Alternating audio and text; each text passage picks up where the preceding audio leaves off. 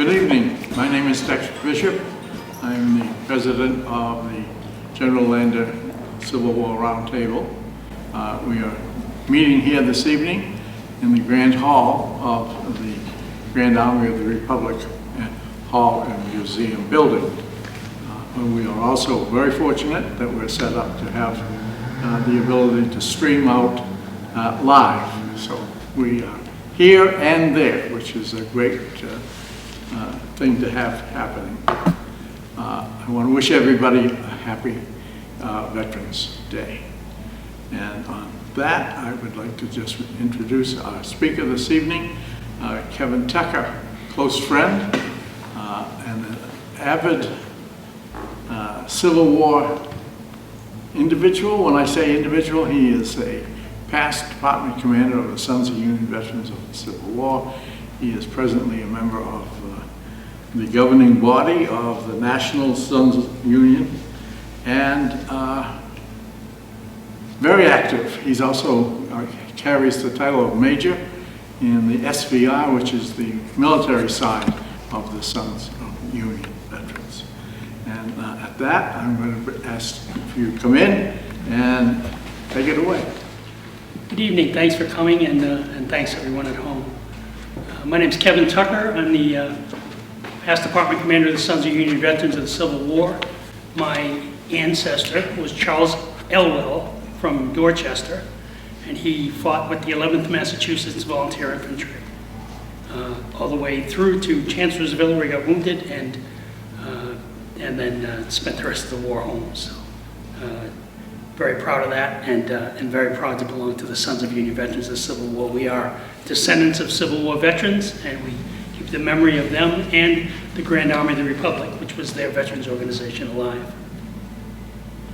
So I'm here tonight to talk about the two Medal of Honor recipients from Lynn, William Poole and John G.B. Adams. I'm going to start with William Poole. William B. Poole was born in Cape Elizabeth, Maine in 1833. The 29-year-old enlisted as a seaman in the U.S. Navy on February 1st, 1862 at Portsmouth, New Hampshire. On June 19, 1864, he was serving as quartermaster on the sloop of war USS Kearsarge when she sank the commerce trader CSS Alabama off the coast of Cherbourg, France. For months, Union ships had been haunted by a Confederate terror of the seas, the CSS Alabama, which had been secretly built for the Confederacy at Birkenhead, England. With incredible skill, her captain, Ralph Semmes, eluded warships of the Federal Navy. All too frequently, he had the Alabama on hand to intercept commercial ships with valuable cargo on their way to northern ports. In the two-year period between 1862 and 1864, the Alabama had captured or sunk more than 50 Union ships with cargoes valued at $6.5 million. Despite the best efforts of the U.S. Navy, no northern vessels had ever engaged in the Alabama in combat. Suddenly, word came to Captain John A. Winslow of the Federal sloop Kearsarge that the enemy ship had been forced to put in at Cherbourg, France, for repairs.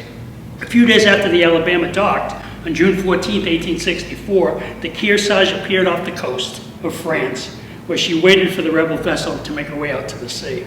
On board the Union warship, Quartermaster William B. Poole nervously anticipated the approaching battle. Should it be his turn at the helm when the battle began, he would bear an awful responsibility. Another quartermaster aboard the Kearsarge sat in the brig, more concerned about being court-martialed. This was James Saunders, who had gotten himself into trouble on a recent shore leave in Holland where he got into a brawl. On the morning of June 19th, the Alabama appeared to be getting up steam. The sky had been overcast and there was still a threat of low clouds and squalls. Captain Winslow, observing the enemy through his binoculars, felt certain that the Alabama would attempt to make a run for it into the squall.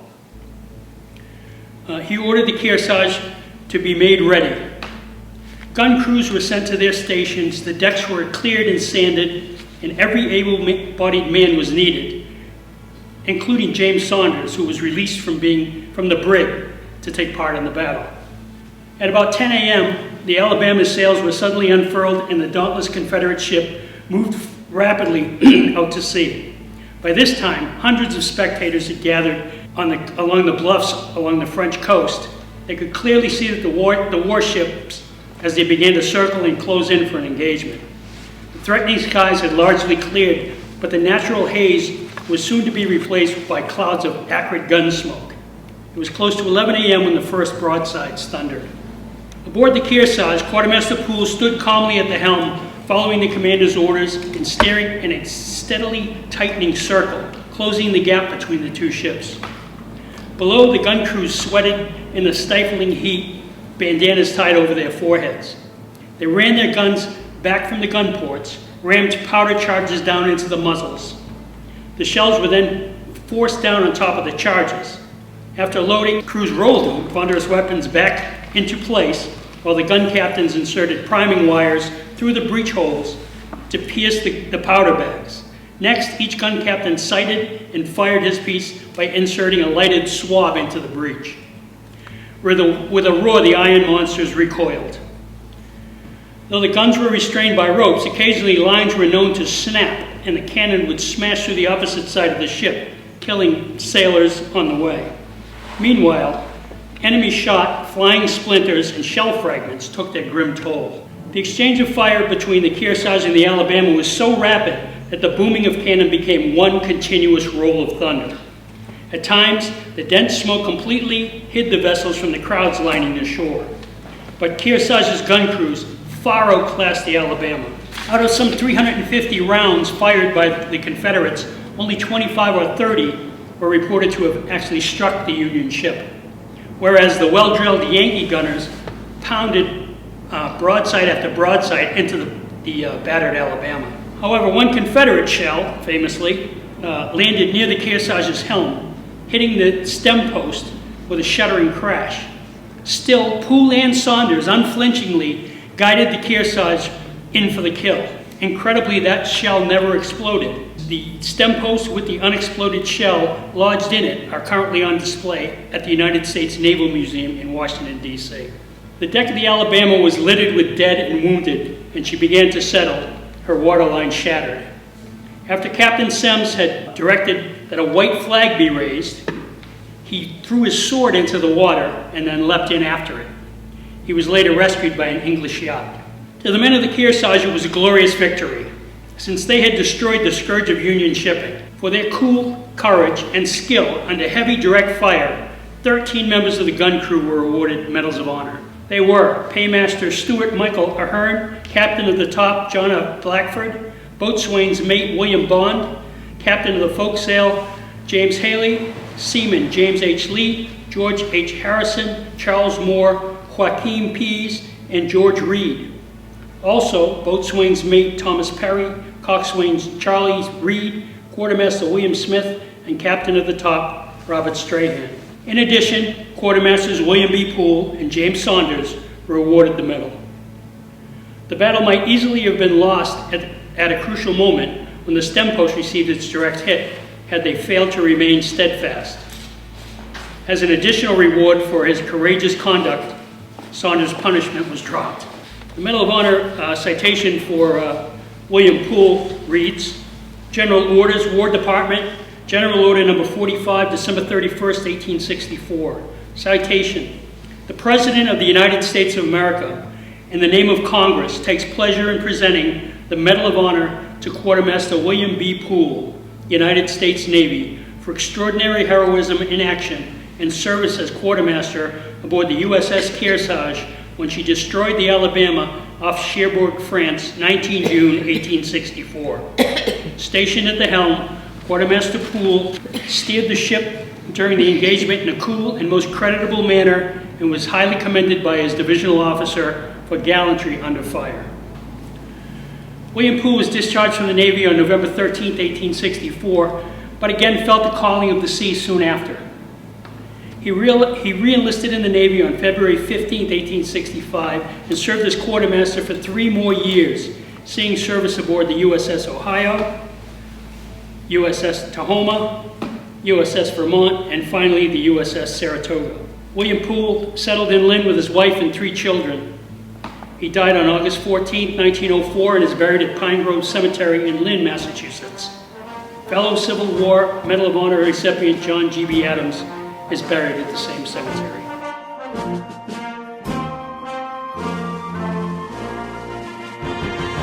Captain Jack.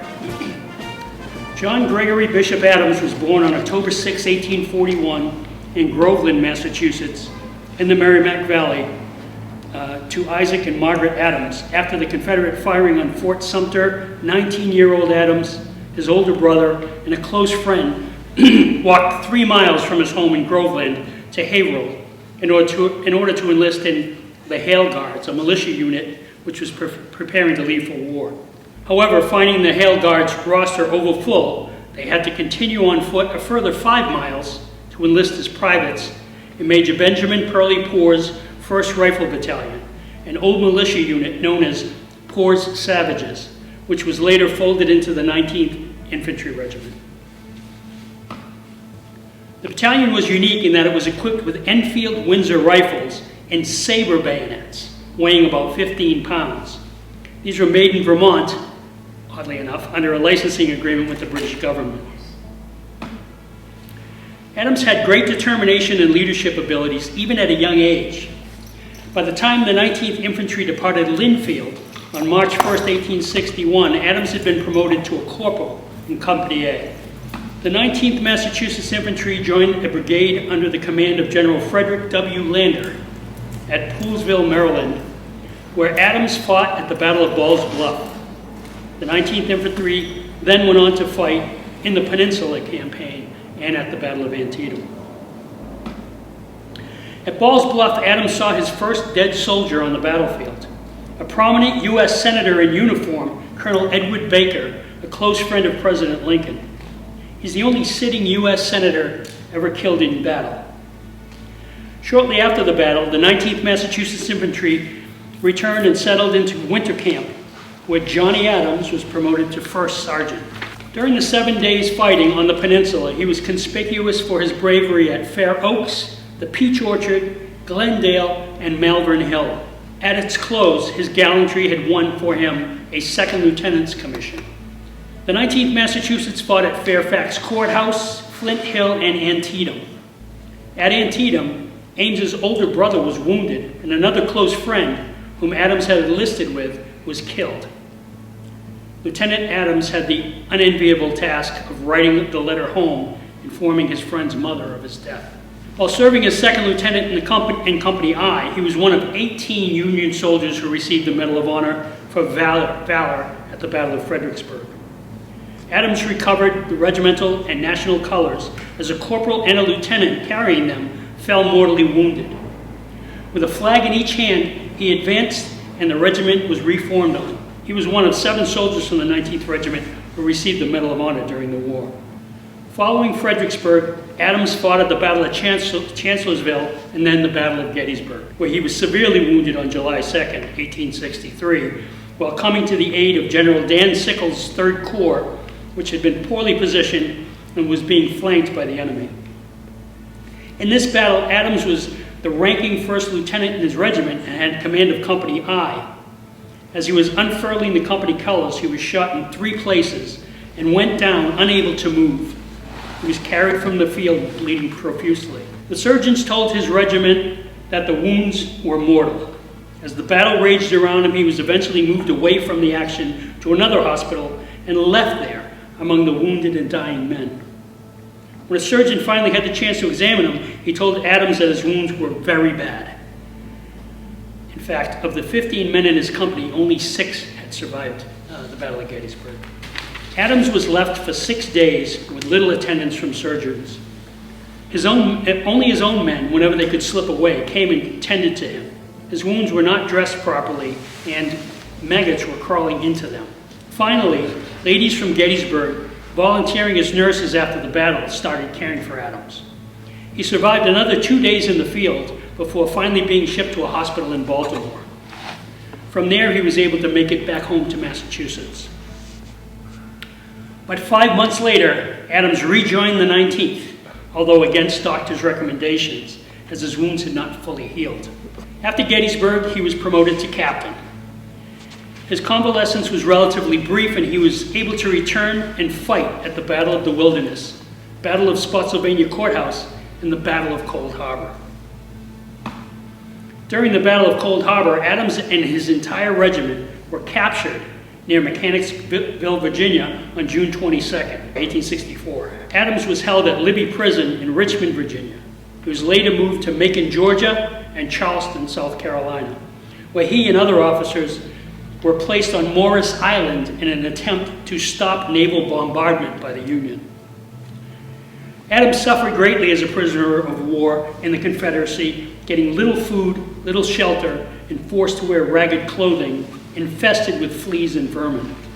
He constantly battled disease and malnutrition. Once he moved to Columbia, he and a comrade attempted to escape by pretending to be part of a wood-gathering crew and slipping away. They were assisted for days by several African-American slaves, one of whom was a woman that gave him her shoes, and also white Union sympathizers, but were eventually recaptured. Adams was held for a total of 9 months before eventually being exchanged. The war ended shortly after, and Adams was discharged. In his post-war life, after the war, Adams was a foreman for 10 years at the F.B. Doak shoe factory in Lynn. He served as an elector for the state in the 1968 presidential election. He left the foreman job to become an inspector at the Boston Custom House, and later served as postmaster of Lynn, and then, eventually, deputy warden of the State Reformatory of Concord. In 1895, he was elected sergeant-at-arms for the Massachusetts legislature, overseeing a staff of approximately 40 and earning a salary of $3,000, which would translate to about $100,000 in today's money. Upon his discharge from the Army, Adams dedicated the rest of his life to assisting Union veterans. He joined the Grand Army of the Republic as the first member of the General Frederick W. Lander, Post Number 5, the building we're sitting in right now, establishing this as his local post. He served as a delegate to the National G.A.R. Convention, or encampment, 12 times, and served a year as department commander before being elected commander-in-chief in 1893. At the time he was elected, he had been president of the Association of Survivors of Rebel Prisons for 7 years.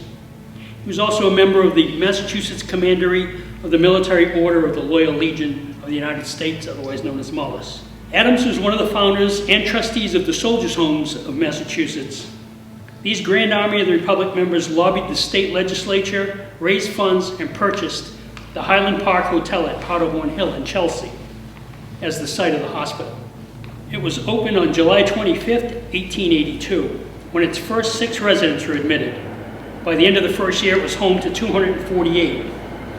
Adams became the Board of Trustees' second president and oversaw the raising of additional funds for expansion, including the erection of a hospital, which was eventually named after him. In 1899, Adams published his memoir of war service, Reminiscences of the 19th Massachusetts Regiment. He died at age 59 on October 19, 1900, and is buried at Pine Grove Cemetery in Lynn at Aspen Avenue, Lot 3. Thank you so much.